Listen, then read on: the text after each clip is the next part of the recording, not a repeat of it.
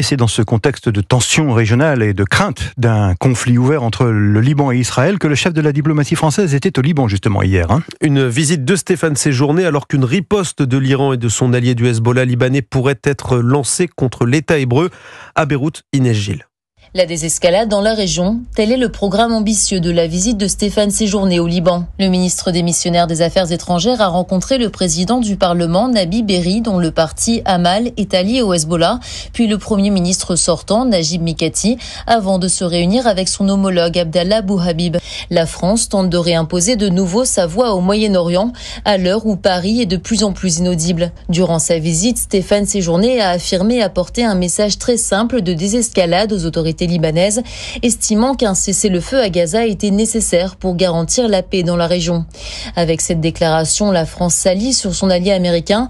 Washington a récemment reconnu que le retour au calme à la frontière libanaise ne pouvait se faire qu'avec un cessez-le-feu à Gaza. Ce mercredi, l'envoyé spécial américain au Moyen-Orient, Amos Hochstein, était lui aussi en visite à Beyrouth. Nous pouvons obtenir la fin du conflit maintenant.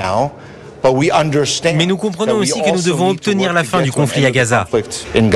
Un nouveau cycle de pourparlers a repris jeudi entre Israël et le Hamas, alors que les craintes d'une escalade régionale s'amplifient. Beyrouth, Inès Gilles, Europe 1.